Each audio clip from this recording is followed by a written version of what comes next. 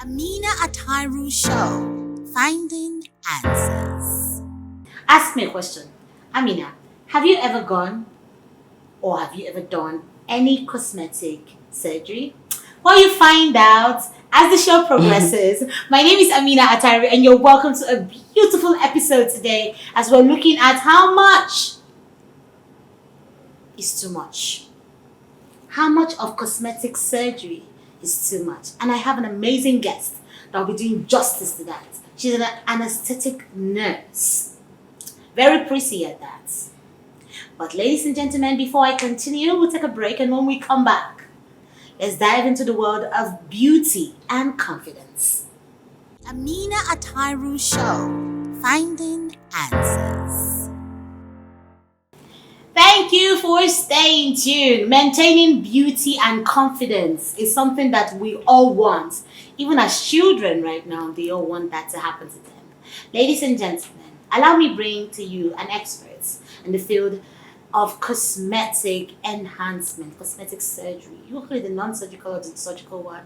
What she's going to be letting us into the scope of what she does and how she knows how to do it best. Join me as I welcome Jennifer Iwunna. How are you? I'm fine. How you doing? I'm fine. How are you? You're glowing. You're looking so pretty. Well, that's my job. I was going to say, I thought you were going to say, oh, thank God. No, it's water actually. It's water. I drink a lot of water every day. And yeah, and fruits. It helps a lot. Oh wow! You go to the gym too. Yeah, not really, but it's water. Like 80% water. 80% water. That's what. And then God Almighty. Yes, thank you. And a little bit of cosmetic surgery. A little bit of cosmetic surgery. You see, it's a blend of three. But non-surgical. You see, we have not even started.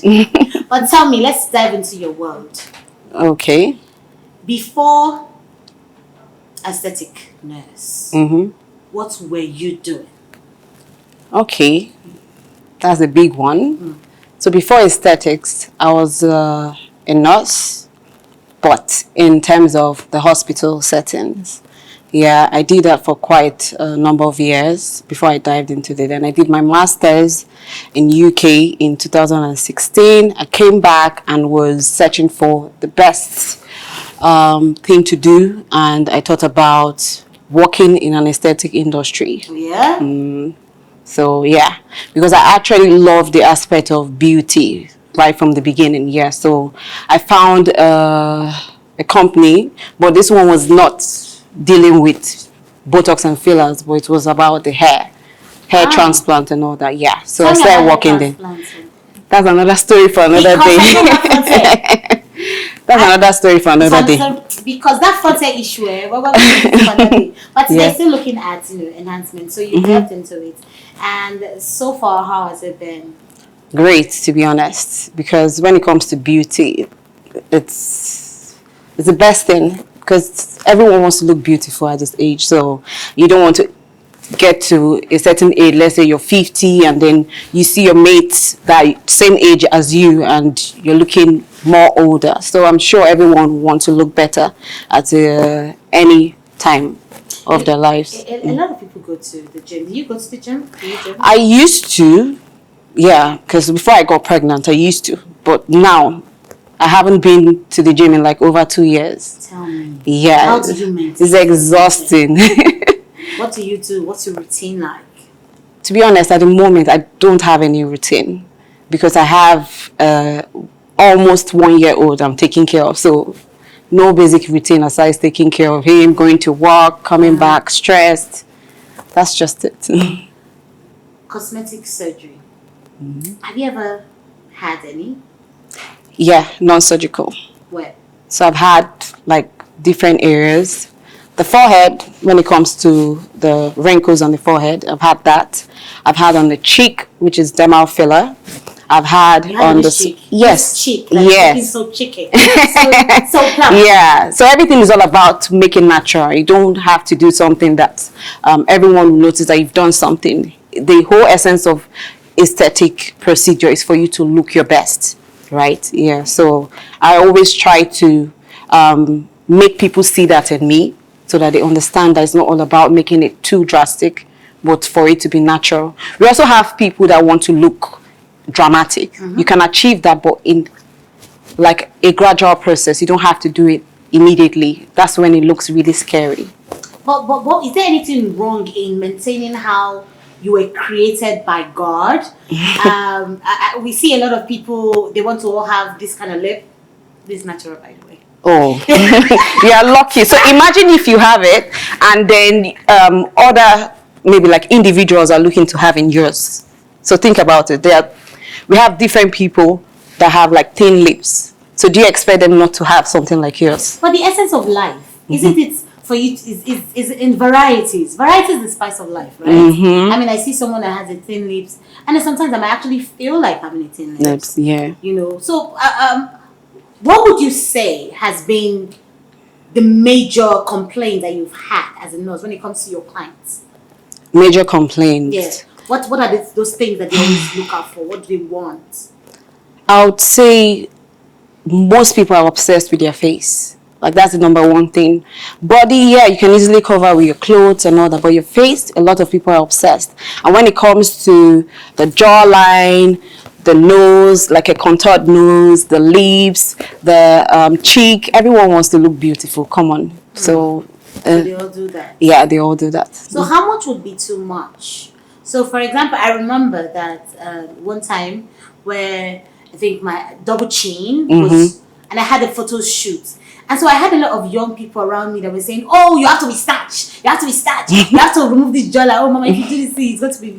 So I think I was caused by pressure, and so I think I came to you. Yeah, sure. I came to you then and I said, "I want my lips. I want my jaw to go in, and all that." And then you had to do all those procedure on me, but it worked for a time, and then it came back, and my money was gone. Okay, so based on that, everyone is different, right? Fat dissolving injection is supposed to be a permanent solution. Okay. But now you have to put everyone's metabolism into place. So your metabolism is different from mine, right? Some people do one session of fat dissolving injection for their double chin, and it's great. Some people do it and the result isn't great, and you need to do like multiple sessions to achieve that. Aside that, even if you achieve your results, you always have to maintain. It's just like even if you do surgery is not permanent, to be honest, because you still have to, like, it has to show in your lifestyle. So otherwise, it can always come back. 6 million naira now. Yeah, so it can go back if you don't maintain it to go back. So that's the thing. Even surgical and non-surgical, you still have to maintain it. So if I should touch my jaw again, right now I'm trying yoga though. Yoga is not going to do that, okay? By the way. No. But this is fine now. Yeah, but you still need something. I still need to do it. So if I decide to do this, and then tomorrow I say I want my eyes, because there's this one threading. Yeah, tread lift. I want my eyes, tread lifts, that's what I call it. I want my eyes to have this cat's eye and this whole chiseled look. Would that be too much for me? As a person? No, it won't. So everyone has what they want or how they envision themselves to look. So for you, for instance, doing that, you need it. Because there are certain issues that will arise on your face that will determine if you need a tread lift or not. For instance, age. Age is the number one factor. As you get older, right, our collagen production reduces drastically. So now when it comes to that, you tend to notice it on your skin. Your skin tends to be loose. Once you start to have that, you need the PDO tread. That's the best non-surgical procedure that you can do for it to be better. Yes, for your face. So regardless of if it's going to be too much, is when you do too much.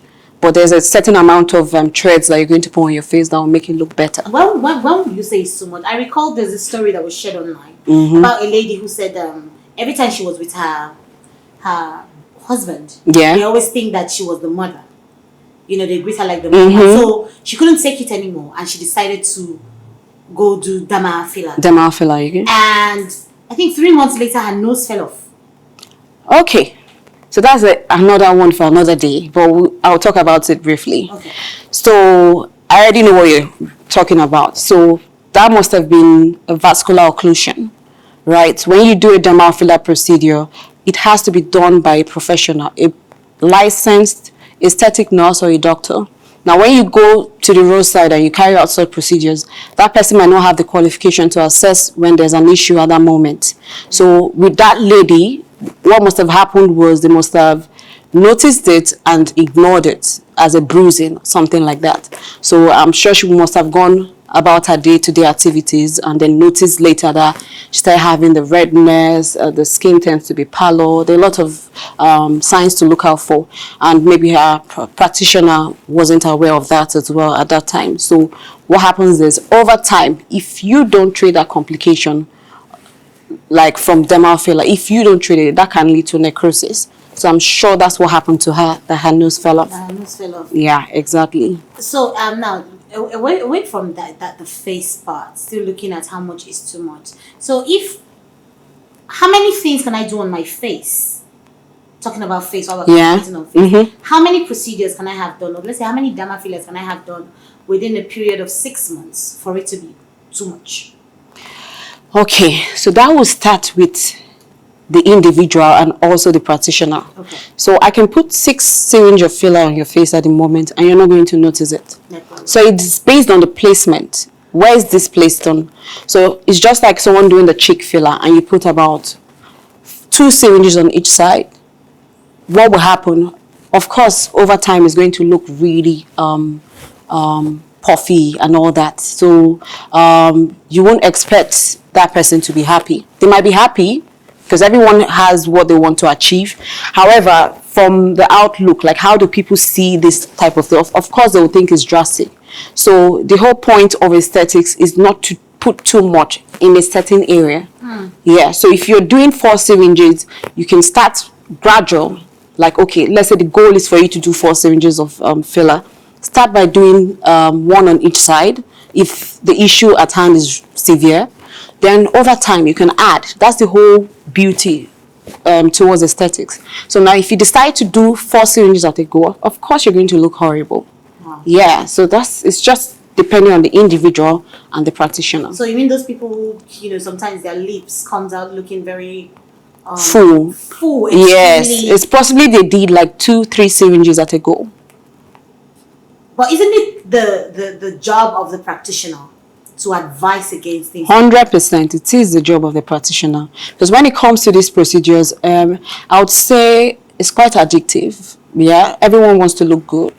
So it's in our own best interest and the individual or the client's best interest to tell them, okay, this is when to stop. You shouldn't do more than this, otherwise you look weird. Yeah, and people start to notice. So it's our job as well as individual too, because clients too can also be persuasive when they want something. They say, oh, please put more. I think it's going to make me look better.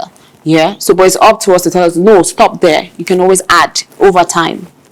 Yeah. So it's just individual based. Yeah. Now, away from the facial enhancements, let's look at the area of cupping. There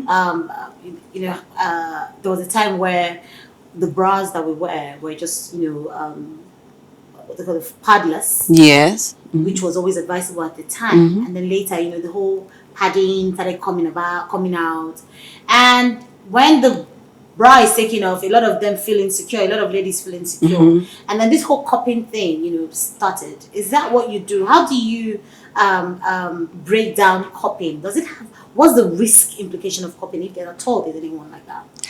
I would say cupping is ineffective. I think that's just a waste of money, to be honest. Okay. Yeah, so if you want your breast to be, sorry for that word, if you want your breast to be bigger, go do surgery. Just do it straight up. That's just a waste of time, to be honest. How safe is a breast enhancement? Is it the non-surgical or the surgical? Now, which one is non-surgical and which one is surgical? Okay, non-surgical is where you go for a breast lift, whereby, you go or they put silicone in your breast. So that's surgical.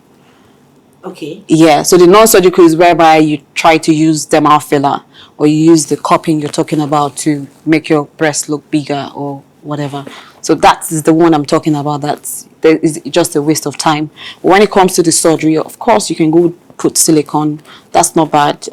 It has its own risks, by the way. Yes. But however, it's better for you to go that route than dermal filler. Why? I mean, won't we prefer? I would say, I prefer the non-surgical one, just to put a derma filler, on it, and then I know I'm safe. What's the risk implication? Okay, so the risk now is there's no like major study that's approved to say dermal filler is safe for the breast. Right? So you need to put that into perspective. Dermal filler, of course, everyone knows you can use it on your face. You can use it on your hip as well. So that one is fine. But when it comes to the breast, it's not fully approved to be used on this area. So meaning that there are maybe certain complications that can happen during the process. So it's always best to avoid. Like that's why I always say, if you think that you want a breast enhancement, go do surgery. So at the moment, the best thing to do is to go for surgery. That's the best route. So what about when it comes to hip enhancement now? Hip, some people have The hip dip. the hip. Thank you, hip dip. That is supposed to be. Does that have to do with what's the word? Is it some of them is hereditary? Yeah, of Right? course. Yeah. Why some? They say it's probably because they didn't mold the child very well when the child was a kid. So, but how effective is that Dermal filler. for the hip dip? I would say dermal filler is effective for hip dip and hip dip alone. So when you have a specific area that you want to add volume to. So now when it comes to, like I've had a couple of clients come in and say they want their butt to be big with dermal filler, I'll always say that's a waste of money because you're going to need thousands of mils of fillers to achieve that.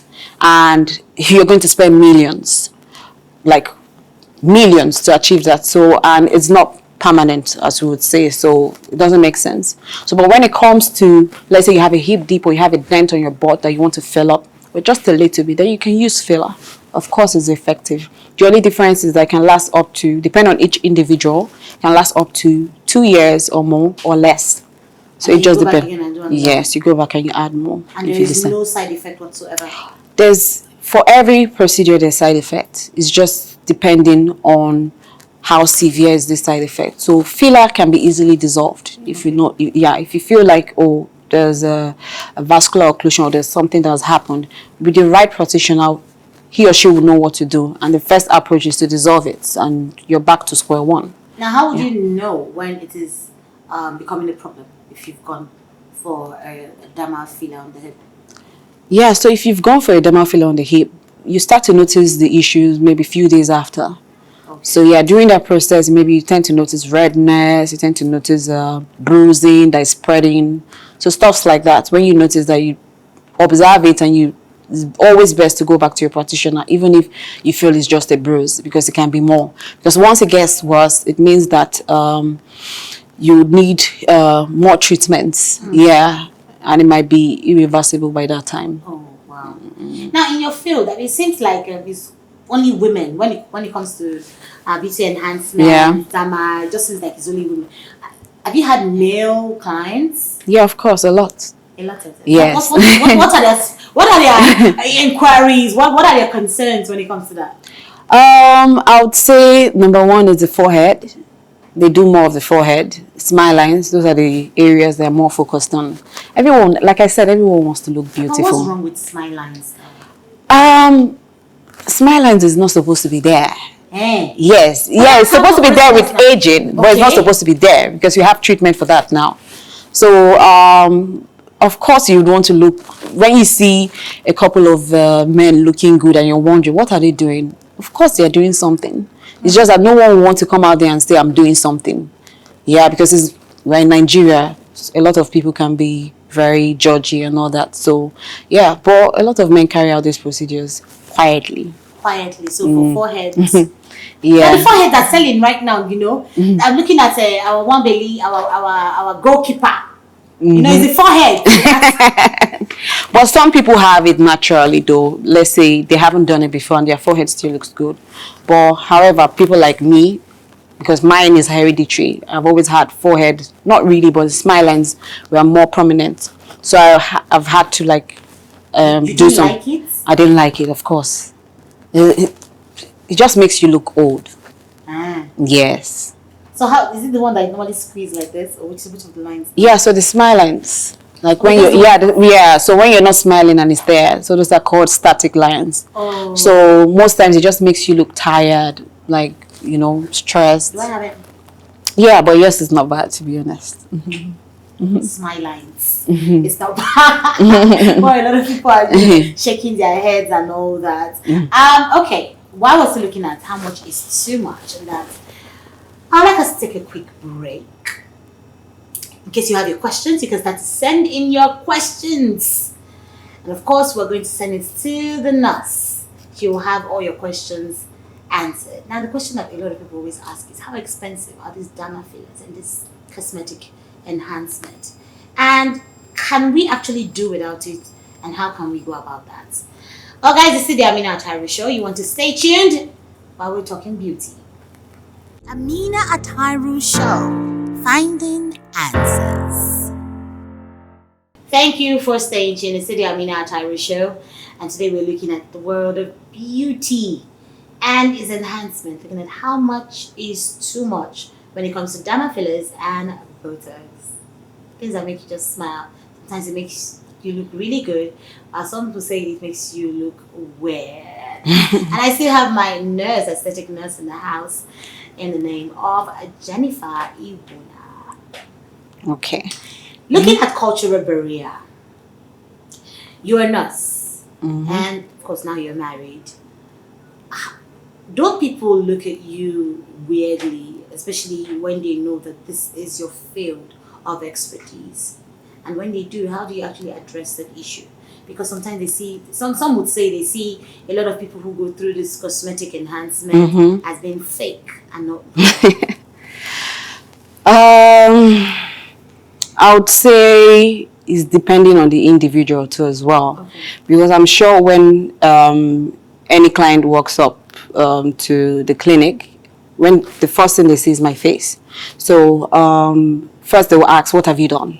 So because they can't tell, like, why does your face look this way? Yeah, so the whole trick to aesthetics is to do like subtle, so not too much, right? So that you still look your best and you still look yourself. Yeah, so. Amazing.